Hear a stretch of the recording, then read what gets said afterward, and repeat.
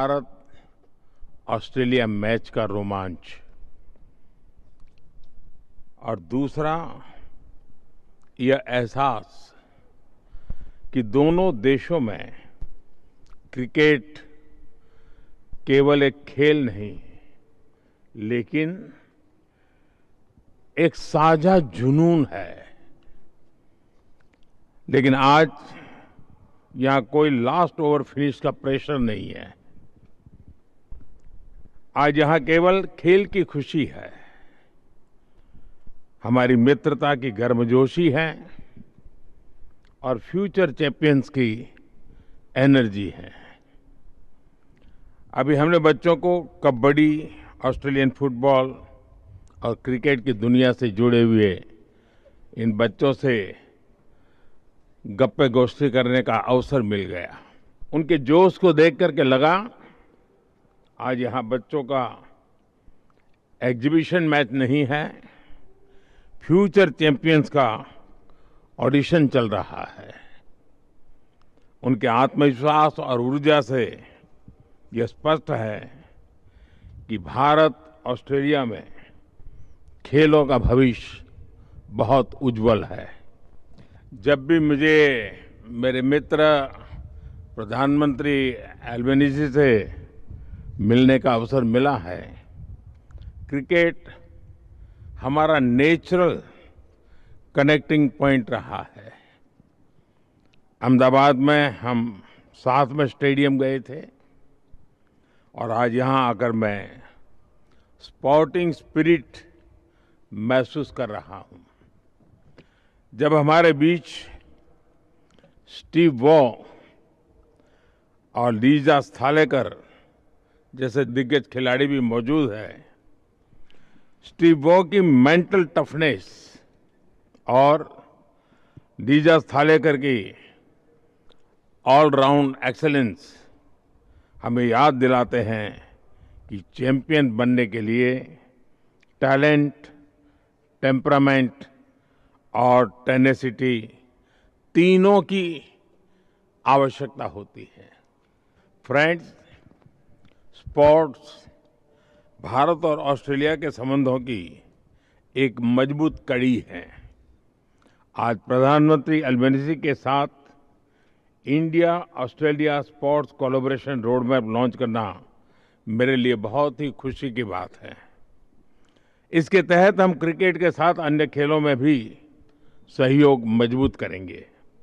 Sports training, sports science and technology के साथ मिलकर के हम आगे बढ़ेंगे। ऑन फील्ड के साथ साथ ऑफ फील्ड पार्टनरशिप भी मजबूत करेंगे। भारत में हमने सिर्फ टेक्नोलॉजी ही नहीं, स्पोर्ट्स को भी डेमोक्रेटाइज किया है। खेलो इंडिया कार्यक्रम से छोटे शहरों, गांवों और सामान्य परिवारों के बीच को भी बड़े सपने देखने का प्लेटफॉर्म मिल रहा है। आज भारत में स्पोर्टिंग टैलेंट कुछ बड़े शहरों तक सीमित नहीं है। यह देश के हर कोने से, हर बैकग्राउंड से उभर रहा है।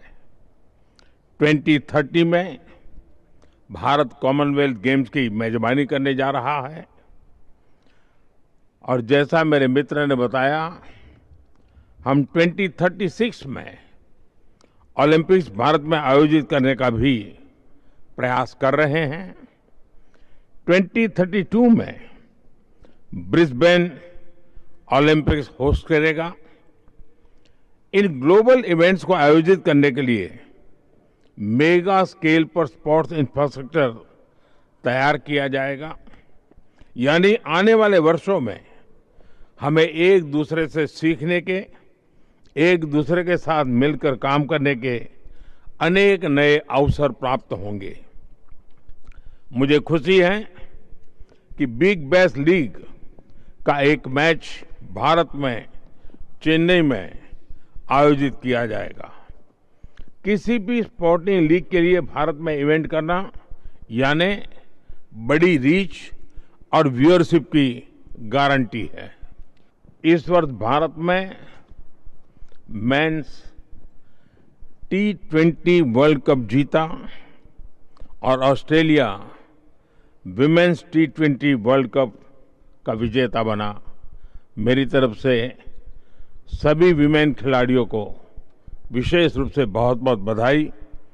मुझे विश्वास है कि स्पोर्ट्स की तरह हमारी पार्टनरशिप भी हर क्षेत्र में चैंपियन बनेगी। मैं एक बार फिर खेल, युवा ऊर्जा और भारत ऑस्ट्रेलिया मित्रता का एक सुंदर अनुभव कराने के लिए मेरे मित्र प्रधानमंत्री एल्बनीज़ी का आभार व्यक्त करता हूं।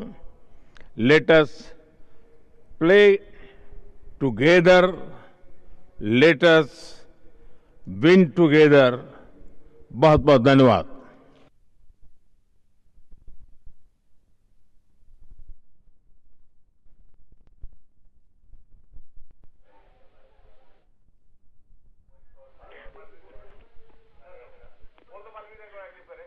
Well, that was Prime Minister Narendra Modi's address at the iconic Melbourne cricket ground, where he just reached with his Australian counterpart Anthony Albanese. The two countries have also announced the launch of a joint sports collaboration roadmap while they visited the iconic cricketing ground. We saw a huge welcome for the Prime Minister there as well. He was also greeted by Australia's international mascot called Ruby the Roo, and we've seen the Prime Minister also call for a greater collaboration between the two countries. He also stated that he spoke about cricket while visiting the stadium, saying that cricket is not merely a game, but rather it is a shared passion between India and Australia, is what we heard him say. He also then spoke about wanting greater collaboration between the two nations, both on and off the field, which came right after he announced this sports roadmap with Australia alongside Prime Minister Anthony Albanese. He also met with a lot of young cricketers that you can see on your screens, where he met with them, he interacted with them, and he signed their jerseys during his visit to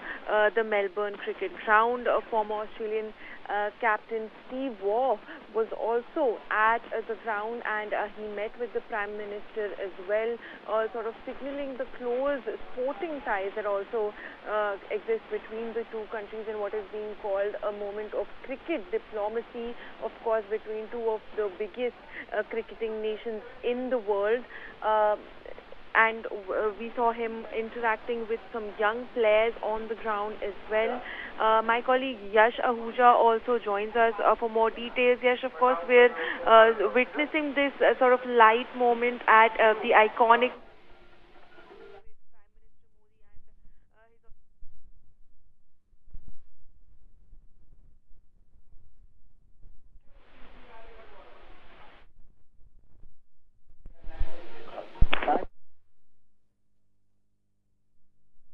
it was a very, very iconic moment. There, live visuals on our screens, Prime Minister Modi and Prime Minister Albanese at the iconic Melbourne cricket ground. Remember, just yesterday, there was a large community event that took place at the Marvel Stadium in Melbourne, where over 30,000 of the Indian diaspora living in Australia gathered and welcomed PM Modi. It was Melbourne meets Modi event. It was a grand event.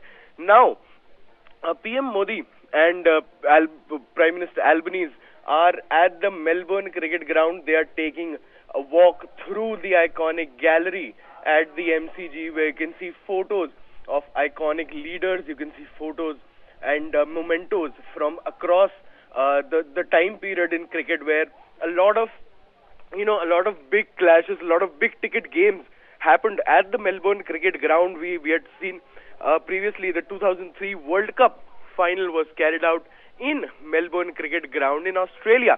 So yes, it is a big ticket event.